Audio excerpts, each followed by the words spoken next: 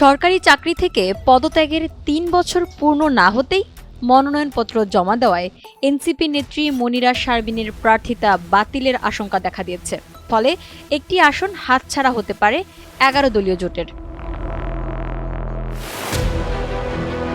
ত্রয়োদশ জাতীয় সংসদের সংরক্ষিত নারী আসনে বিরোধী শিবির ১১ দলীয় ঐক্য থেকে মনোনীত ১৩ জনের মধ্যে এনসিপির নারী শক্তির আহ্বায়ক মনিরা শারমিনের মনোনয়নপত্র স্থগিত করেছে নির্বাচন কমিশন। এ অবস্থায় বিকল্প প্রার্থী হিসেবে এনসিপির নেত্রী নুসরাত তাবাসসুমেরও মনোনয়নপত্র জমা দেওয়ার সিদ্ধান্ত নেয় দলটি। অন্যদিকে এই নির্বাচনী জোটের মনোনীত বাকি ১২ জনের মনোনয়নপত্র প্রাথমিকভাবে বৈধ বিবেচিত হয়েছে।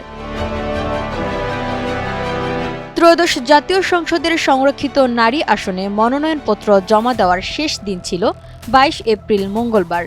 এদিন জামায়াতে ইসলামীর নেতৃত্বাধীন ১১ দলীয় জোটের প্রার্থীরা মনোনয়নপত্র জমা দিয়েছেন। তবে বড় ধরনের আইনি জটিলতায় পড়েন এনসিপি নেত্রী মনিরা শারমিন।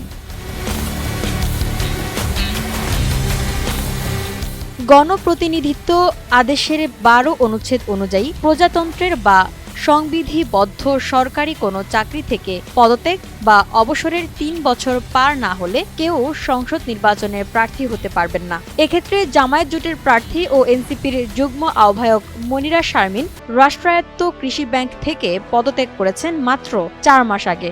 অথচ আইনি বাধ্যবাধকতা অনুযায়ী এই সময়সীমা হতে হবে ৩ বছর। নির্বাচন কমিশন জানিয়েছে, নির্ধারিত সময়ে জামায়াত জোট ১৩টি আসনের বিপরীতে ১৩ জন প্রার্থীর তালিকা দিয়েছিল। যদি একজনের প্রার্থিতা বাতিল হয় তবে ওই আসনটি সবার জন্য উন্মুক্ত হয়ে যাবে, আর এতে লাভবান হবে ক্ষমতাসীন দল বিএনপি, যেহেতু বর্তমানে সংসদে বিএনপি জোটের আসন সংখ্যা বেশি। ফলে আসনটি উন্মুক্ত হলে এবং নতুন তফসিলে ভোট হলে বিএনপি জোটের আসন সংখ্যা ৩৬ থেকে বেড়ে ৩৭ হতে পারে, আর এতে জামায়াত জোটের আসন ১৩টি থেকে কমে ১২টিতে নামতে পারে। আইনি জটিলতা নিয়ে জোট সমন্বয়ক হামিদুর রহমান আজাদ বলেন, মনোনয়নপত্র বাতিল হবে না বলে বিশ্বাস তার।